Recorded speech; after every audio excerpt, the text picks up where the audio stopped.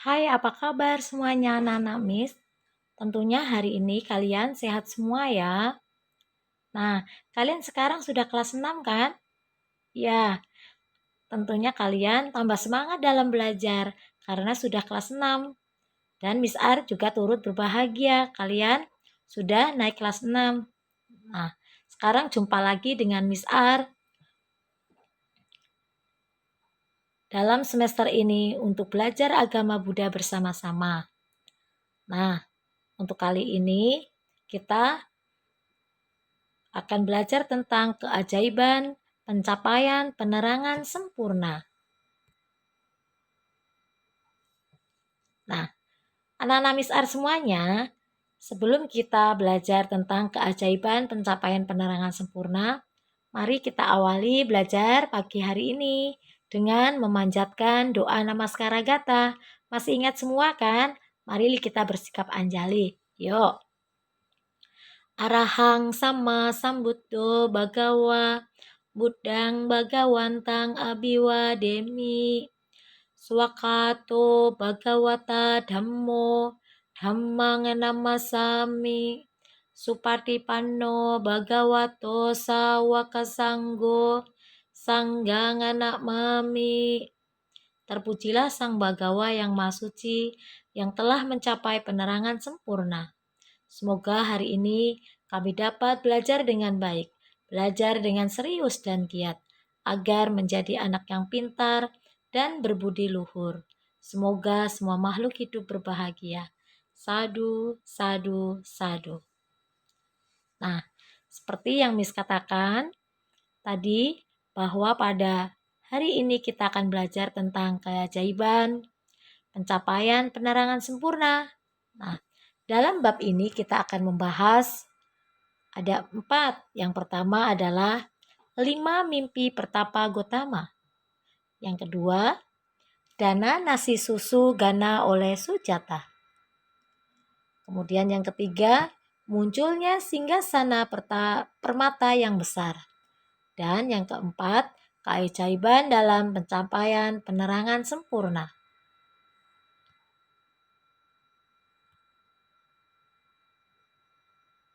Nah, untuk pertemuan kali ini, kita akan membahas tentang 5 mimpi pertapa Gotama saja.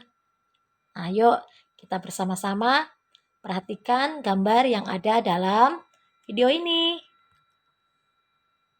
Nah, gambar yang pertama di situ adalah gambar Pangeran Siddhartha waktu masih kecil. Dia sedang melakukan meditasi anapanasati di bawah pohon jambu.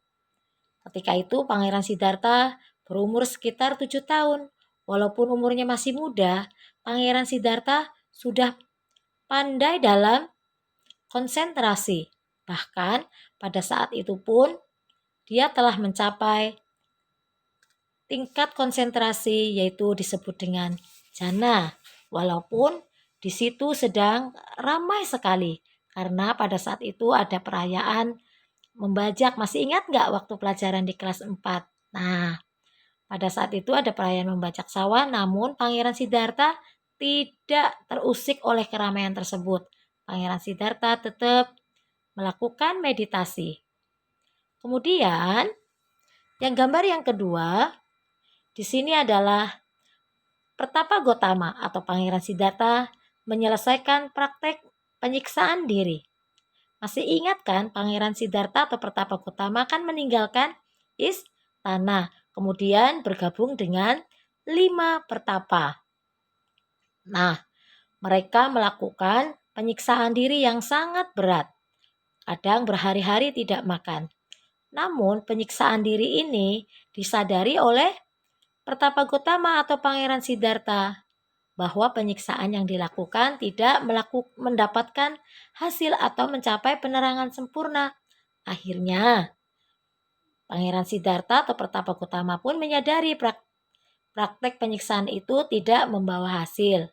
Akhirnya, menyadari bahwa meditasi anapanasati merupakan jalan yang benar dan beliau ingat dengan kejadian waktu beliau masih kecil. Beliau akhirnya berkesimpulan untuk makan, makanan yang padat dan kasar untuk menyegarkan badan. Karena selama ini dengan 5 pertapa Gotama menjadi pemimpin mereka. Dianggap Pertapa Gotama sangat mahir dalam menyiksa diri. Namun, beliau sadar penyiksaan diri itu tidak mencapai penerangan sempurna, akhirnya berhenti untuk menyiksa diri kembali. 5 pertapa pun kecewa karena Pertapa Siddhartha yang dijadikan pemimpin malah sekarang menghentikan penyiksaan diri. Akhirnya 5 pertapa tersebut meninggalkan Pertapa Siddhartha atau Pangeran Siddhartha seorang diri. Kemudian Pangeran Siddhartha melakukan meditasi Anapanasati dengan baik. Nah, untuk mencapai penerangan sempurna. Nah, pada bulan Waisak, Pertapa Gotama bermimpi. Nah, di sini mimpinya ada 5 hal yang sangat bermanfaat dalam pengalaman hidupnya. Nah, mimpi yang pertama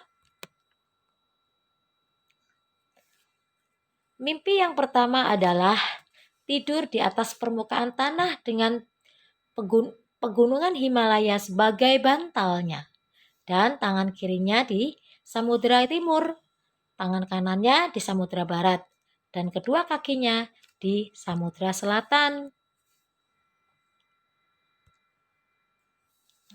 Dari mimpi yang pertama ini menandakan bahwa pencapaian kemahatauan menjadi Buddha di antara manusia, dewa, dan Brahma.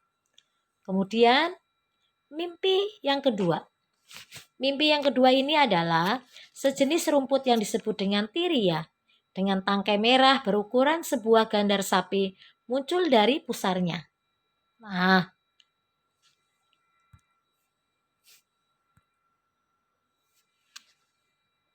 sewaktu beliau melihat rumput tersebut tumbuh tinggi dan lebih tinggi hingga mencapai langit atau angkasa luas. Dari mimpi kedua ini menandakan bahwa beliau akan mengajar jalan berfaktor 8 atau disebut dengan Atangika Magga atau jalan tengah, atau disebut juga dengan Majjhima Patipada kepada umat manusia dan para dewa.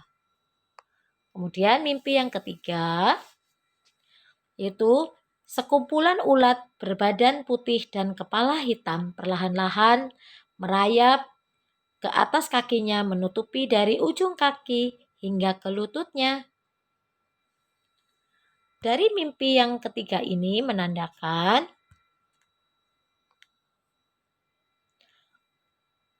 banyaknya orang berkepala hitam yang mengenakan pakaian putih, menghormati dan berlindung, atau disebut dengan Maha Saranagamana kepada Buddha. Kemudian mimpi yang keempat adalah 4 jenis burung berwarna yang berbeda, yaitu warna biru, warna kemasan, warna merah, dan abu-abu terbang datang dari 4 penjuru, dan sewaktu mereka turun dan berdiri di atas kedua kakinya, semua burung-burung itu berubah menjadi putih. Nah, mimpi keempat ini menandakan kasta-kasta dari 4 kasta dalam masyarakat, yaitu kasta kesatria, ajaran Buddha menjadi biku dan mencapai kearahatan atau mencapai kesucian. Kemudian mimpi yang kelima yaitu berjalan ke sana kemari di tumpukan kotoran setinggi gunung tanpa menjadi kotor bagi beliau. Nah, mimpi yang kelima ini menandakan perolehan keempat kebutuhan pokok yaitu jubah, makanan, tempat tinggal, dan obat-obatan, dan memanfaatkannya tanpa terikat dan melekat kepada mereka. Mereka di sini adalah para Biku Sangha. Nah, dari penjelasan Miss R, semuanya paham? Ya, Miss R harapkan sekalian paham semuanya. Nah, karena kalian sudah paham, di sini Miss R berikan tugas. Nah, tolong dikerjakan dengan teliti dan semangat ya nak ya, tugas-tugas dari Miss R.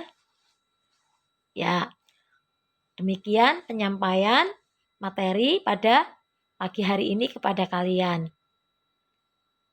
Nah, untuk selanjutnya, Miss R akhir kata mengucapkan terima kasih. Namo Buddhaya, Sabe Sata, Bhawantu Sukhitata, semoga semua makhluk hidup berbahagia. Sadu, sadu, sadu. Bye semuanya.